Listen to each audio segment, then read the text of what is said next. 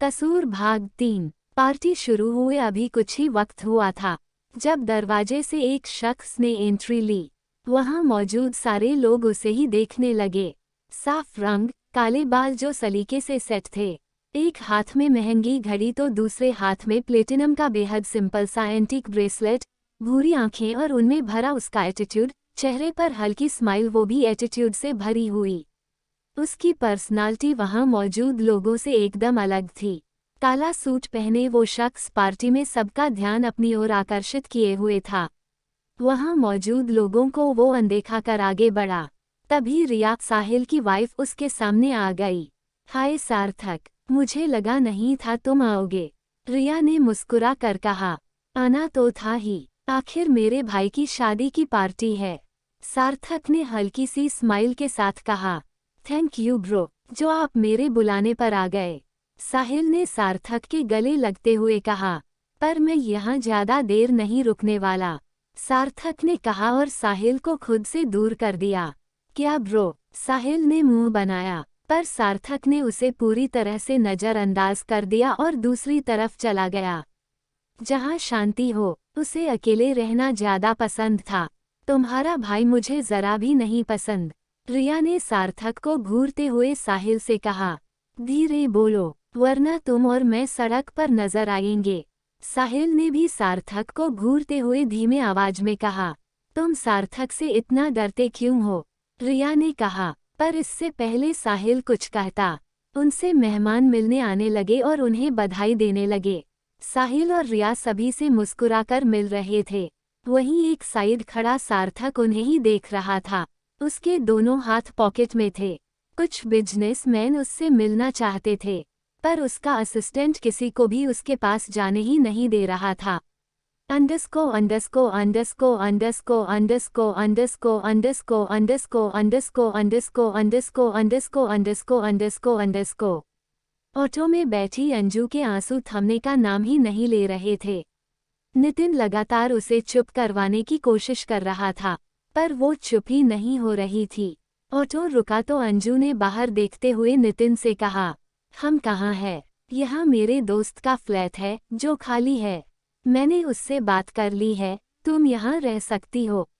तुम्हारे बारे में अब तक तुम्हारे घर वालों को पता चल चुका होगा तो तुम वहाँ नहीं जा सकती, नितिन ने कहा तो अंजू और ज्यादा मायूस हो गई। दोनों ऑटो से बाहर आए। नितिन ने ऑटो का किराया दिया, उसके तुरंत बाद ही ऑटो वहां से निकल गया।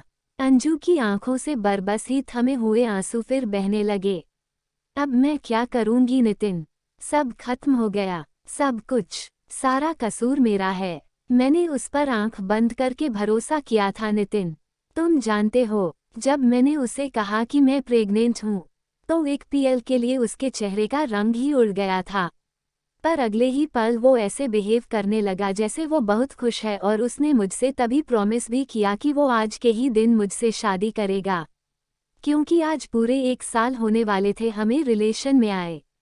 पर उसने तो आज ही सब खत्म कर दिया, सब कुछ। अंजू कहते कहते वहीं घुटने के बल बैठ गई। नितिन ने जल्दी से अंजू को संभाला और उसे फ्लैट के अंदर ले गया। उसने खाने का ऑर्डर कर दिया था, जो कुछ देर में आ भी गया था। नितिन फ्लैट के एक कमरे को साफ कर रहा था ताकि अंजू यहाँ आराम से रहे। तो वहीं अंजू सोफे पर बैठी एकटक सामने दीवार को घूर रही थी। कुछ देर बाद नितिन अंजू के पास आकर बोला, बस अब बहुत हुआ, ये सब छोड़ो और खाना खाकर आराम करो, तुम बहुत थक गई हो। नितिन ने उसे उठाते हुए कहा, तुम खा लो, मेरा मन नहीं है, अंजू ने अपना हाथ छुड़ाते हुए कहा और रूम में चली गई। नितिन उसे देखता ही रह गया। उसे साहिल पर बेहद गुस्सा आ रहा था। अंडस्को अंडस्को अंडस्को अंडस्को अंडस्को अंडस्को अंडस्को अंडस्को अंडस्को अंडस्को अंडस्को अंडस्को अंडस्को अंडस्को। पार्टी लगभग खत्म हो चुकी थी, सार्थक भी वहां से जा चुका था। साहिल रिया के साथ अपने रूम में था। रिया का मूड थोड़ा खराब था, क्योंकि उनकी पार्टी का सारा अटेंशन तो सार्थक ही ले गया था। साहिल रिया के पास आया और उसके हाथ पर अपना हाथ रखा तो रिया ने उसका हाथ गुस्से में झटकते हुए कहा, तुम जैसा डरपोक इंसान मैंने लाइफ में कभी नहीं देखा। मुझसे बात करने की कोशिश भी मत करना। हमेशा उस सार्थक के नीचे रहते हो, उसके भाई हो या नौकर, जो उसके आगे तुम्हारी कोई वैल्यू ही नहीं। रिया की बात सुनकर साहिल को गुस्सा आ गया। बस बहुत हुआ तुम्हारा, चुप हूँ इसका मतलब ये नहीं कि कुछ भी बकवास करोगी। अरे तुम अभी मुझे जानती ही कहाँ हो, कहते हुए उसने रिया के गालों को अपने एक हाथ से दबा दिया। क्या कहा डरपोक, मैं क्या हूँ तुम्हें थोड़ी देर में पता चल जाएगा।